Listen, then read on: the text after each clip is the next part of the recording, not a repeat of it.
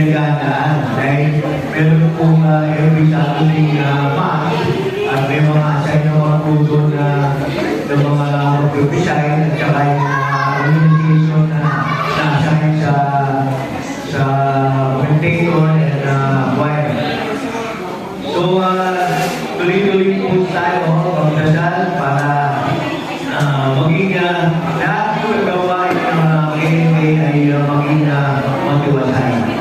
Kasunod po ng ating Pangulo na si Father Bado dahil yung kanyang suporta sa KNK. Maraming salamat. So, hindi nyo ako pakabain, basta tuloy po tayo kay Kamino ay hanggang sa matapos tayo ay kaya. Hello po, mental rin po siya.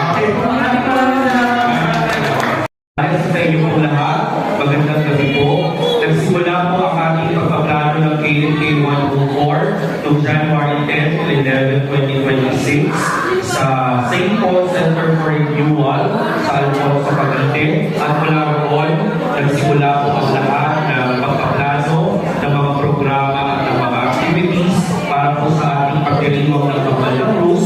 Ganun din, salamat po sa inyo pagdiriwang sa kapilian ng Kapal ng Cruz. Kasama na kami pasok po na mga gawain hindi naman dito nagtatapos. Tuloy-tuloy po yung paglilingkod sa simbahan. Pero gusto ko lang po ipaalala sa inyo, lalo na sa mga naglilingkod sa kapilya ng Kapal ng Cruz na tiyakin lang natin na tayo po ay hindi kikilos ng hindi alam ng parokya. Pero po tayo kasi kahit mag-spray kayo ng ibang obispo, hindi po Kapal Cruz ang tatawagin nila. Anong parokya ang nakakasakot ka? Kahit ang lusyo, anong parish, yun pa rin po yung hahanapin nila.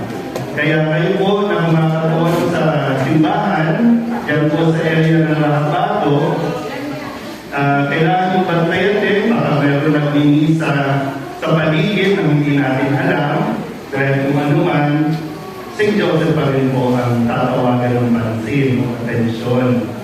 So, sana po, mas maging malinaw po sa inyo bilang mga lingkod ng kapilya na hindi po kayo basta-basta pwedeng kumilos o dapat kumilos na